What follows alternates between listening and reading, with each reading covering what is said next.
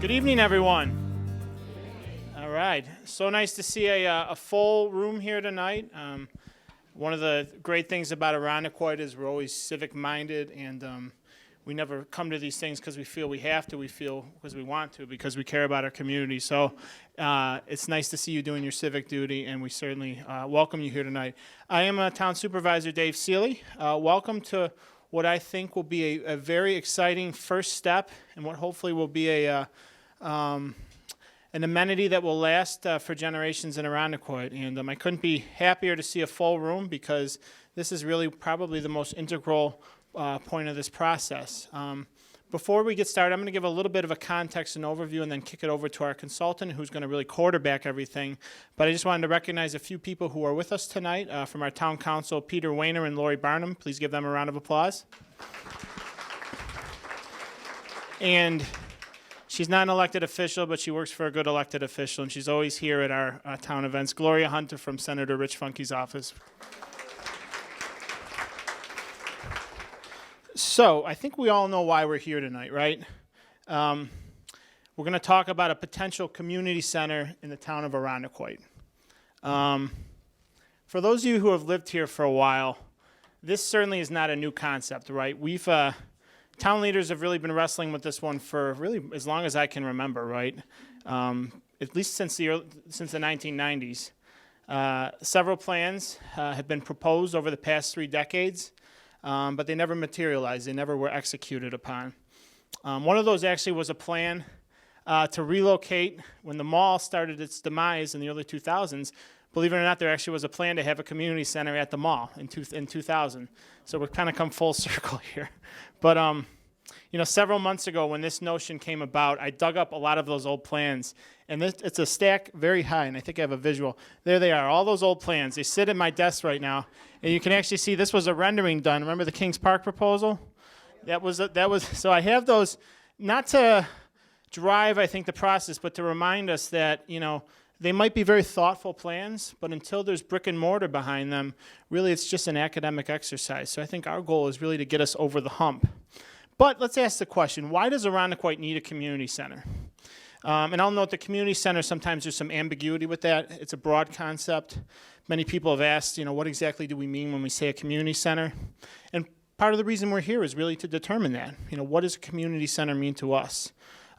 Generally, though, we're referring to it as a town asset, a town facility where people can gather, where people can have active lifestyles, enrich their lifestyles. It can have a broad variety of components to it. Sometimes it's recreational, athletic. Sometimes it's meeting space. It's to serve a need, though, for the town residents. So why does Irondequoit need that? All right, we're the second largest suburb in Monroe County. We have about 50,500 people.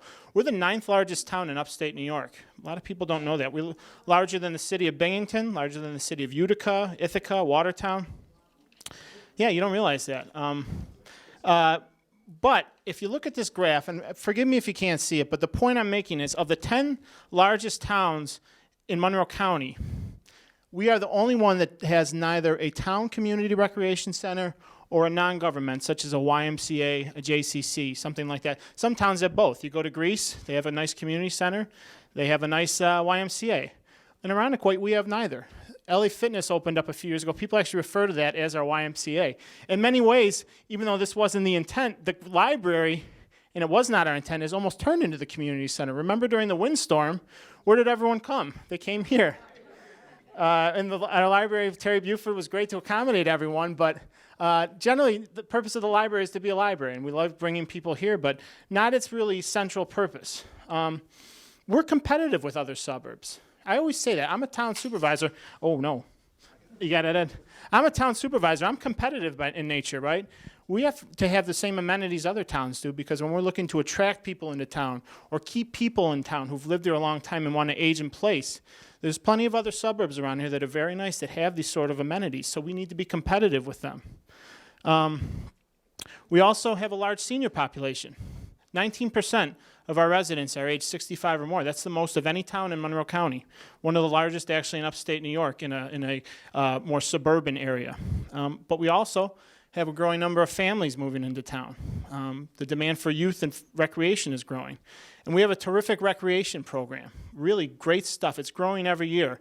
Kachino Hall does a terrific job. But one of the things, our biggest limitation, is not the ideas, not the staff, not the people, it's space. I use an example, and I'd laugh at this, but it really exemplifies kind of one of the reasons we're here tonight. A few months back, West Irondequoit, folks from there reached out to me and they said, we want to do a student yoga class. We don't want to do it at the schools, we want to do it for the whole town. Can you offer some space? So I said, how big of a room do you need? And they gave me the specs, and I said, I don't think any room at Pine Grove, our current senior community center, can accommodate that. So next I checked here, because that's option 2. The library was full. I didn't want to say no to them, so they ended up meeting in the town hall meeting room and doing yoga in there. And I'm thinking to myself, my goodness, if we can't provide a simple space for something as a yoga class and have our kids do it, other towns I'm sure have several options for that. And it's an example, but it really kind of exemplifies, the need for that multi-use space. We passed a comprehensive plan that noted the need for recreation, passive recreation facilities. We did that in 2014. Our older adult survey, only 7% of respondents said that the current senior center meets their needs. And it's nice to see a lot of seniors here tonight, because we do this with you in mind, because we want to keep you in town. So that brings me to the next question. Why the former Irondequoit Mall? Why Irondequoit Mall, Medley Center, whatever you want to call it? Well, as most of you know, Irondequoit Mall has been a part of our story the past several years, right? And it's probably not the story we wanted to tell, right? It was but somehow it became part of our identity, whether we asked for it or not. And unfortunately, it was a story of adversity and broken promises. Thankfully, we have a new owner at the mall who I think has put forth a very practical concept for redeveloping that space, which is 1 million square feet. We're here tonight to talk about 50,000 square feet of a 1 million square foot facility. So Angelo Ingrassia, who is, as you know, he's not just Vinny and Angelo of Irondequoit Dodge. Angelo has ties to Irondequoit. The town's meant a lot to him. When we started talking about uses for the mall, what are you going to do with it? The one thing I impressed upon him was that notion of how much people want the mall to be revitalized for a number of reasons, for our economy, for our tax base, for our image, for our psychology. And I said to Angelo, I can't force you to do anything, but one thing you should consider is how can the people of Irondequoit take part in that resurgence, that renaissance? And to his credit, about 3 hours later, he said, how much space would you need for a community center? And he didn't promise to pay for all of it, but he did promise to allocate about 50,000 square feet, gift it to the town, and allow us to build it out in a manner we saw fit. It's an opportunity, I think, to provide an amenity we've never had. We're not Parrington, we're not Chili. We don't have green space. We don't have blank canvas to build on. The library we built here, it was challenging enough. We really fit this thing in tight, and it's beautiful. But one thing we're challenged with is a developable space. A lot of times we have to do an adaptive reuse, and I think that's what brings us here today. But that's the story I think we want to tell of Irondequoit. We have a chance. Another reason I think we can do this in a cost-effective way. We can find some efficiencies. We can create some public-private partnerships. The fact this is a part of a larger development really makes us eligible for a number of state funding pots. So I'm very optimistic about some funding opportunities from the state. That's always been an ideal for this, something to fit that gap to make it more feasible. It's an accessible location. And anyone that says it is not accessible, I did a test. So I grew up in Washington Avenue, that part of town. I now live in that part of town in Harwick Road. A lot of people forget that 2/3 of Irondequoit is south of Ridge Road. It's actually one of the most centralized parts of town, actually, when you think about it. And it's accessible, too. It's really in the heart of a business corridor. And the fact that it's part of a much larger development, I think, really it can be a catalyst for moving that forward. A community center is not going to be the be-all, end-all of the malls being successful. It's going to be successful without us, but I think it fits nicely with what's trying to happen there. So do you mind changing the slide? There we go. Okay, so what brings us here tonight is we're trying to engage you to figure out how we can prioritize the use of a limited amount of space. We don't have that blank canvas. We have roughly 50,000 square feet of pre-existing facility to retrofit into a community center. Provide a little context. Anyone ever been out to the Parrington Recreation Center? It's very nice, isn't it? That's about 70,000 square feet. The new YMCA they're planning out in Pittsford, 140,000 square feet. So I just want to give a little context. we want everything sometimes, but we have to be a little realistic. So one thing we're trying to figure out is, with that 50,000 square feet, what are our priorities? What do we need to put in there? Part of that, a lot of that involves engaging the community. We've had our engineers there for the past month or so, not to design a community center, but to figure out taking that space, and we're going to show you exactly where it is, but just to give you a general idea, it's the north entrance opposite the food court, adjacent to where the Macy's was, that kind of general area. It's not one of the big boxes. We've had our engineers figuring out, okay, what could you do over there? What couldn't you do over there? What would be very expensive to do over there? So that's, and the good news is you could do a lot over there. Some is more costly or some is not. But we're limited by space, so I need to be mindful of that. The second most important thing is minimizing the tax burden. That speaks for itself. And we want to make investments, but we already have a high tax burden, right? We want everything for everyone, but to provide that, we need to do it in a cost-effective manner. I'll note, and I'm confident we can do that. When we built the library, we bonded approximately $13 million. Some might have viewed that as an authorization to raise taxes about $650,000 a year, which is roughly the debt service. When Supervisor Bello, myself, Lori Barnum came into office, we decided we're going to absorb that. We're going to find efficiency. So we offset a tax increase, absorbed it in. It wasn't easy, but it made me believe that we can make these investments and not increase our tax burden. I want to lower that tax burden. Trust me, I really do. And third, we need to be responsive to community needs, and that's really what brings us here tonight. One thing we did not want to do was bring you to a meeting, show you blueprints, and say, this is what we put together, what do you think, right? That's not the way to do this. The way to do it is the reverse, the grassroots way. We want to hear from the ground, do this from the ground up so we can grow a good community center. One thing we decided to do, I'm very happy, is we impaneled an ad hoc community center advisory committee. It's made up of residents. It's chaired by Rick Walther, who's right there. Rick, raise your hand. Residents working with town staff, town consultant. I'm not involved in it. I went to the first meeting. I said, thank you for your service. I want you to work with this process and help inform us what we want to put in that 50,000 square feet.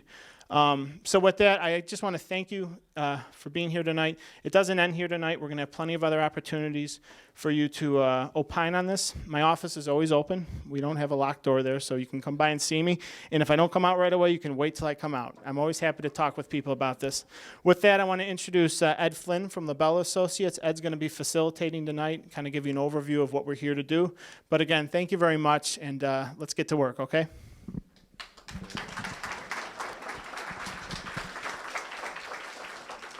Well, it's always fun to follow a well-spoken, composed individual like Dave is. My name is Ed Flynn. I am the Planning Division Director at LaBella Associates, and we have been engaged by the town to implement a community engagement plan. And one of the components is the public workshop, which we're having tonight. So thank you for coming. Having a big group here is going to make it more important in terms of getting the right type of input and quality input from the number of people that are here. The community engagement strategy really has three components. So we have been meeting with an advisory committee that Dave just talked about. It's a small committee comprised of residents and staff members. And we are working with them, and they're going to guide us and give us feedback on our process as we go through the process. We're also going to be working with some focus groups. They're going to be small groups that have a stake in the community center or have some special knowledge of the community center or have some expertise that they can give to us. So we'll be meeting with them in a small group to get their input. And then finally, we have the public workshop, which is tonight. And I think, like Dave said, I think it's probably one of the most important components as part of our public engagement plan, because we need to get a broad section of the community to give us input on the uses for the community center. And that's really what our focus is tonight. And that's what you see the boards around the room for. So we do have an advisory committee. It's made up of 11 individuals. We have 5 residents. We have 5 staff members and 1 town council person. If you are on the advisory committee, can you please raise your hand and be recognized? All right. And so I would like you to see these people, because one of the reasons we have them is we want to get input from the community in other ways. So if you have other ideas that you want to share with them that they can bring to the advisory committee, and we can use that in the community engagement report, we'd love to hear from them. But we will be using the advisory committee for feedback. We will be brainstorming ideas with them.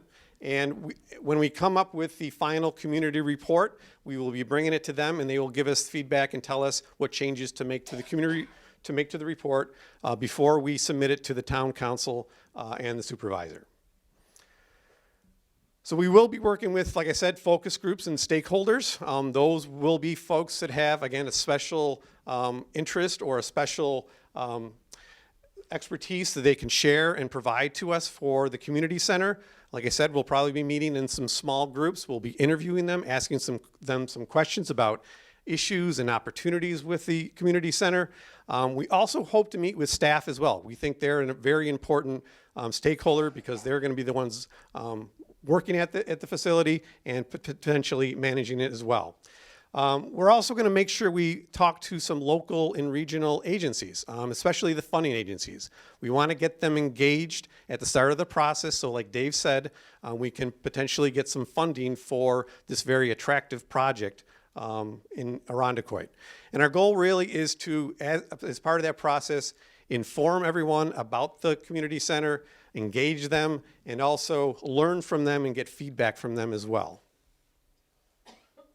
The schedule is pretty condensed, and I think we're doing that because, like Dave said, the community center has been talked about for years. We don't want to drag this out. We want to make sure we put together a report and send it to town council so they can start going for the next steps with the community center. So in November, we did have the advisory committee meeting. We are having the public workshop tonight, so we're right on schedule. In January, we will go back to the advisory committee, give them a report on this public workshop and what the findings were from that public workshop. On that same day, we hope to have the focus group meetings all day long in the town hall, meeting with those groups of folks to give us some expertise.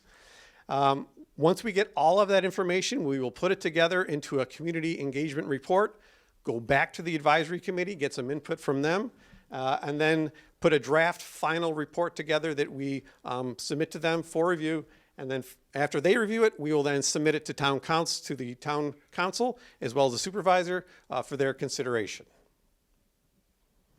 So the workshop. The workshop tonight is very interactive. It's not one of these sessions where I speak and we go back and forth. So we're going to have these boards up tonight, and we're going to have an opportunity to have interactive public input as part of this session. But what we are not doing tonight, I just wanted to kind of set the rules, kind of like what Dave said. We're not coming up with ideas for the entire mall. We're focusing on that community center, that 50,000 square feet, and we do have a map of that will show you where the location is. We are not going to design the space. I am not an architect. I am not an engineer. I'm a planner. I put together site plans. I've reviewed reports. I put together reports, but I am not an architect and an engineer, and that's really not the focus of tonight. And we will also not be looking at other spaces in the mall or outside the mall for the community center. We are focusing on that 50,000 square feet just tonight for the community center. But what are we doing? We want to know your preferences for the uses in the community center. So we have about 8 different boards up here with different uses that could potentially go into the community center. We do have a general idea of what could potentially fit in there. So those are some of the uses that have been put up there, but obviously it's not designed yet. We also want to know if there's other ideas out there for the community center. So before everyone came in, I was talking to some of the individuals in here, and they were giving me some other ideas that we don't have listed on there. So we'll have an opportunity for you to give us some other ideas. We also want your comments. So if the voting procedure doesn't have enough information that you're providing to us, then we have comments also on those boards for you to add additional comments. So where is the space? And this is what Dave was talking about. The space is in the western corridor on the north section. This used to be, I believe, the former Steve & Barry's. This was the former Macy's. This is only the lower level, but the upper level, this is where the food court would have been. And so that is like the 50,000 square feet that we are going to focus on tonight. So what is the format? I kind of talked about it and hinted at it while I was talking, but we have 8 different stations that represent 8 different uses that could potentially go in the community center. We also have an additional station for other uses. So if there are other uses that we did not have on the boards, please put some information up on those boards in terms of what the use is, what you think the potential cost could be for that, and whether it's a priority.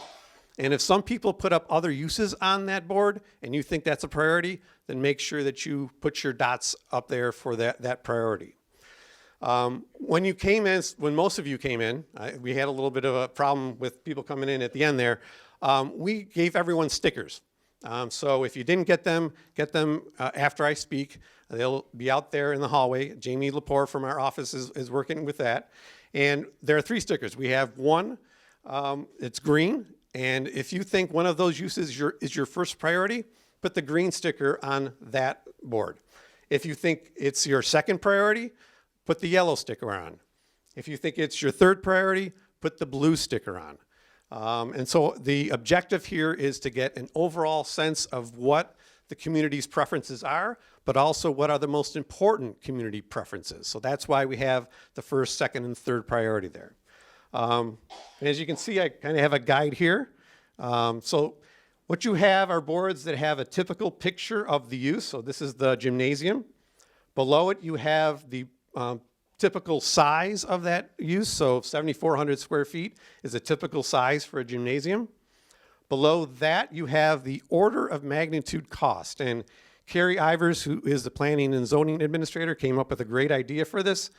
She thought we could use basically the Yelp system, which is an app on the phone. So when you go to a restaurant, you try to determine what the cost of the restaurant is, whether it's a cheap restaurant or a very expensive restaurant. So $1 is a cheap restaurant, $4 is a high-end restaurant. So we have on each of those boards an order of magnitude cost at this point. We also have below that, if you want to vote, we would love you to vote, this is where you put your dots. And hopefully we will find out, again, what are the highest priorities, where there's a lot of green dots or yellow dots, and what are not as high as priority, where the blue dots are. And we only have 3 dots per person because we want to see what the highest priorities are. We don't have 8 dots for everyone. We just have 3 dots. And then at the bottom, you have an opportunity to provide some additional comments. There are Post-its around the room where you can write information on there and provide additional comments. And of course, we will be around the room and you can provide comments to us as well. So I'll be here, obviously. Dave's here. We have some other staff from the town that are here that can help out, and some folks from the advisory committee if you have any additional questions. Also, if after this meeting you want to have some additional input, the town has established an email where you can provide some additional input called publicinput@arondequoit.com. Org, sorry, thank you. So that provides an additional opportunity, and I believe the town may actually have these boards up at town board after the meeting. And so there's going to be multiple opportunities for public input. So before we go to the stations, do you have any questions about the stations and what we're supposed to be doing tonight? Is any of this on the website? It will be. Will it be on the website? And yes, it will. In terms of dollar signs, what does 3 represent? Is that the highest? The 4th is the highest, yeah, and the $1 sign is the lowest. And this is an upstairs and downstairs, right? That's a good point, yes, it's upstairs and downstairs. So I think we had some questions in the advisory committee, whether you could do a gymnasium, because you might need 2 levels, you can do it in this facility. Yes, ma'am. When somebody says 50,000 square feet, I have no idea. So that's a good. Is this space at the library? So a Wegmans is 100,000 square feet, typically. So it's about half that size. Peter, how big is the library? 38. So the library, 38,000. Is that 2 stories though? So the library is roughly about 20,000 square feet stacked on top of each other. Okay. So you think 25,000, twice the size of the library stacked on top of each other. Okay. It's hard. I know it's hard to kind of scope it. I agree. If the votes all come to gymnasiums and pools and all that, wouldn't it make more sense for the town to just put in a Y? Because wouldn't that take the burden off the town? Wouldn't the Y just... So let me say 2 things. the YMCA, I don't think it's any secret, there's no YMCA in Arundequoit, right? It's been very hard over the years to get the Y to come to Arundequoit. They've always had fears about having locations right across the bay in Maplewood. I can't build a Y. I can't. What we are doing though is talking about potential operating partnerships, ways we can incorporate. Let's say we open a community center. We're going to do an assessment of models of operating these things. Is it going to be just the town? Is it going to be the town working with a Y or a JCC to incorporate some of the elements of that? But I can't just tell the Y to come build a Y. Even if you give them the space. It's you could. The answer is probably no. If we could build them a Y, I mean, at the end of the day, here's what I'll say: we have a very good recreation program. I don't want to give up that to the YMCA or whoever. I want to be able to incorporate. I want to build upon what we do well here, you know. And the YMCA does it terrifically, right? I wish there was a YMCA in Arundequoit. I really do. And that's why we're open to partnerships. And I don't care who that is. It could be really anyone. But unfortunately, I can't force the Y to come here. But hopefully they would want to. Yes, sir.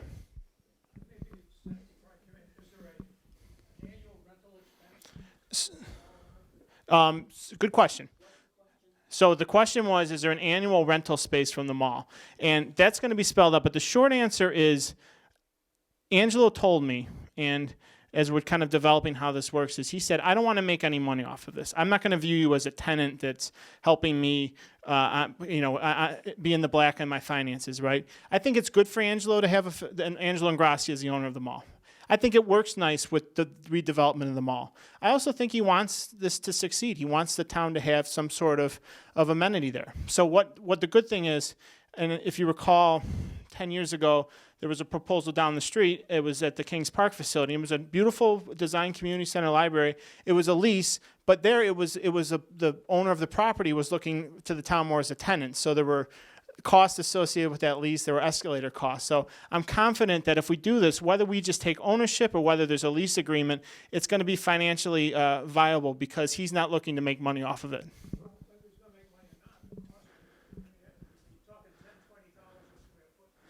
It depends. Obviously, that depends, and that's why we're mindful of balancing, I think, your input and what the priorities are with what we determine we can afford. There's always pressures inherent in that. Trust me. Yes. What if the rest of the mall never gets developed? And, like it's Yeah. been for so many years. No, I understand. And look, the question was, what if the rest of the mall doesn't get redeveloped? We'll be out there on an island. The good news is the Macy's is already getting developed. That's going to be occupied within the next few weeks as a call center, and I think the bottom floor of that will be too. The good news is, whether the whole 1 million square feet gets developed going down to the Sears, I have almost a very high degree of confidence in the next year or two, that first third of the mall, that's where he's starting. He's kind of phasing this. That's going to be redeveloped. So we're not going to be out there on an island as the jewel in a bunch of rusty nails, right? So I'm confident in that. But there is always risk inherent in that as well. But I'm really confident that as we go through the next few months, you're going to start to see activity at the mall. And 2018 is going to be a very busy year over there. Yes, young man. Good question. Will it be available to just Arundequoit citizens? That's not a model generally communities follow. What I will say is we're going to be looking at other communities. What you want to do is you want to make it more of a benefit for the residents. So if it is, and if ideally will be open for out-of-town residents, but we want to give you, we want to give some sort of discount for residents. If you look at any town community center, that's how it works. You have a benefit of being the resident. So you're entitled to that. It's your tax dollars inherently going into that, so that's really how it's worked in other communities. But that's one of the things we'll spell out as we study these operating models. I'll take two more questions, and then we're going to get to it. I'm available. I'm here all night, so if you have specific questions, I'm here. Ed's here. You in the orange.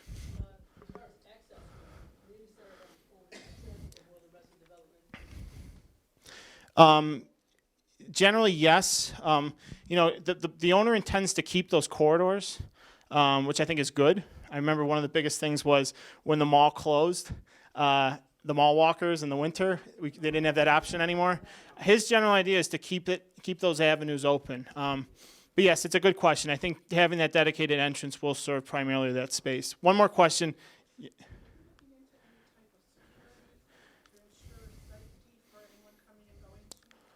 Yes, always, but I'll just note, I think, yes, that secure, anything we build is secure, the library is secure, but I think one thing we need to get over is that notion that the mall was any more insecure than any other mall. Look, any mall is going to have some crime, but we have to believe that this is a good spot, and I'm confident it is. With that, I want one more order of business. Again, I'm here all night. I want to recognize a few members of our advisory committee that I did not name. Paul Kakamies is back there. Paul, raise your hand. Jessica Mitras, did I see there? Jamie Pidnero. I won't tell you where Jamie works because you might attack him, but he works for the Y.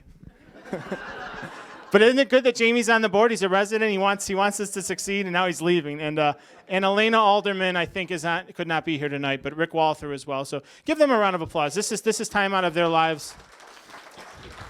And with that, Ed is giving me the let's get to work look. So I'm here. If you have questions, come ask me. So if you haven't gotten your stickers, they're out there. We will bring some in here because we don't want a big line. If you haven't signed in, please sign in because that's where we're going to be able to provide you additional information if we have additional information. And then I think we also have a short survey on the demographics of who's in the room because we want to make sure we determine the right uses for the demographics. So get started.